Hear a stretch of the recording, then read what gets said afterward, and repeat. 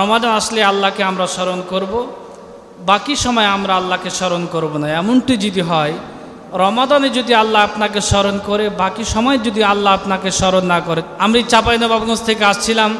এদেশের সোনার ছেলে, হয়তোবা পরিবার থেকে শিক্ষা পাই নাই, সমাজ থেকে ওই শিক্ষা পাই নাই, বা পরিবেশ ওই শিক্ষা দিতে পারি নাই, বলেই তো ওরা গান বাজনা ঢোল তবলা নিয়ে বের হয়ে গেছে।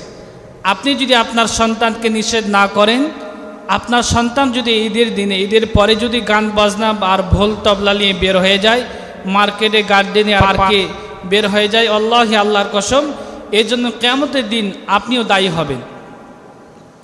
কারণ আপনার সন্তান, আপনি কেমন বাবা যে আপনার সন্তানকে আপনি নিষেধ করতে পারেন না? আপনার সন্তান ঢোল তবলা নিয়ে বের হয়ে যাচ্ছে, আপনি 5 ওয়াক্ত নামাজি, 14 বারের হাজি, আর আপনার সন্তান গান বাজনা আর ঢোল তবলা নিয়ে বের হয়ে যাচ্ছে, আনন্দ করবে।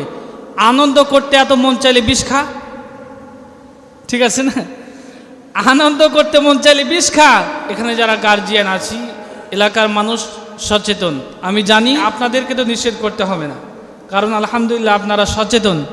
আমার এই ভিডিওর মাধ্যমে যাদের কানে এই খবর যাবে, তাদেরকে আমি বলবো, ওই সমস্ত গার্জিয়ানকে বলবো, ওই সমস্ত যুবক আর যুবতীদেরকে বলবো, ঈদ আমরা পালন করেছি, একটি মাস সিয়াম পালন করেছি, জানি না আল্লাহ গুনাহ খাতা মাফ করেছেন কিনা।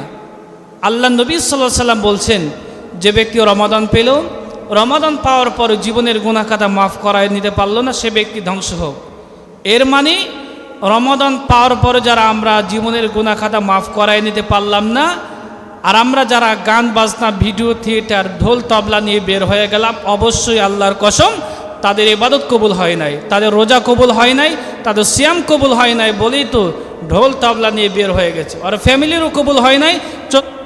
যারা আমরা উপস্থিত হয়েছি, আমরা যারা গার্জিয়ান আছি, আলা কুল্লুকুম রাঈন ওয়া কুল্লুকুম মাসউলুন আন রাইয়াতিহি, আপনারা প্রত্যেকেই দায়িত্বশীল, আর কিয়ামতের দিন এই দায়িত্ব সম্পর্কে আপনাকে আমাকে প্রশ্ন করা হবে, জিজ্ঞাসা করা হবে, কোন কারণে আপনার সন্তানটা, আপনার ছেলে, আপনার মেয়ে গার্ডেনে বা বাগানে গেল, ঢোল তবলা নিয়ে কেন বের হলো?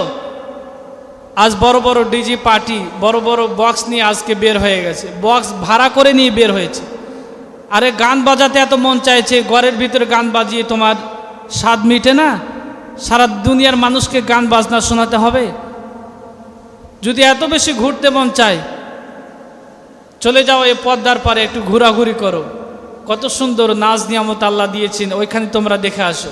আমি কয়েকটা ছবিও তুললাম, আল্লাহ পাকের শুকরিয়া আদায় করলাম। এ বাংলাদেশ সৌন্দর্যের লীলাভূমি, কি সুন্দর সুজলা সফলা বাংলাদেশ আল্লাহ পাক আমাদেরকে একটা নিয়ামত দিয়েছে।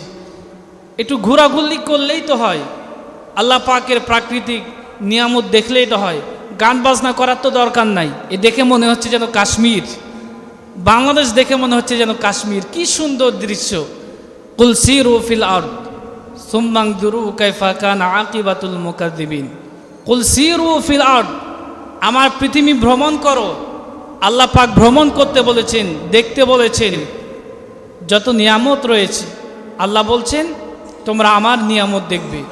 আমি আল্লাহ কোনো কিছুই অনাত্মক সৃষ্টি করি নাই, আমি আল্লাহ সৃষ্টি করেছি সব কিছুই মানবতার কল্যাণে তোমাদের জন্য আমি আল্লাহ নিয়োজিত করেছি। জোরে জোরে বলি সুবহানাল্লাহ।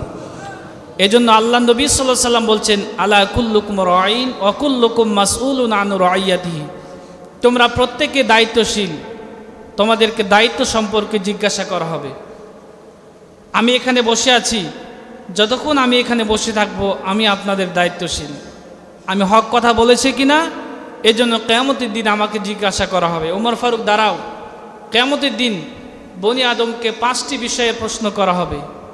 5টি প্রশ্নের উত্তর না দেওয়া পর্যন্ত এক পাও বনি আদম সামনের দিকে অগ্রসর হতে পারবে না।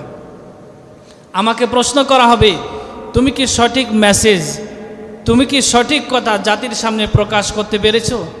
মন চায় সঠিক কথাগুলো বলবো, এরপরেও সব সময় কিন্তু বলা যায় না। আর এদেশে যারা পার্ক খুলে রেখেছে, পার্কের নাম কি আপনারা শুনেছেন? এদেশে যারা পার্ক খুলে রেখেছে, তুই মরে দেখ একবার কি হয়। সিনেমা হলে যেই পরিমাণের কাজ না হয়, এই দেশে পার্ক, পতিতালয় খুলে রেখেছে, ফ্রি পতিতালয়। পার্কের মালিক জাহান্নামে যাওয়ার একটা রাস্তা তৈরি করবেন না। যারা পার্ক তৈরি করবে, পার্ক তৈরি করে একবার মরে দেখেন কি হয়। আপনার কপালে জান্নাত তো দূরের কথা, জান্নাতের সুগন্ধিও আপনার কপালে আসবে না। যারা এদেশে পার্ক খুলে রেখেছে ওরা অবশ্যই জাহান্নামী। কোন পার্কে আপনি যেতে পারবেন? যে পার্কে মূর্তি নাই, প্রাকৃতিক সৌন্দর্য দ্বারা গঠন করা হয়েছে, ওই সমস্ত পার্কে আপনি যেতে পারবেন। যে সমস্ত পার্কে মূর্তি তৈরি করা হয়েছে, যারা বানিয়েছে বিভিন্ন আবিজাবি প্রাণীর মূর্তি তৈরি করে রেখেছে, ওই সমস্ত পার্কে আপনি আমি যেতে পারবো না। কিন্তু ওইখানে মূর্তি আছে, জানার পরে আপনি মূর্তি দেখতে যাবেন, পার্কে একটু আনন্দ করবেন, বিনোদন করবেন, এই জন্য পার্কে যাওয়া যাবে না।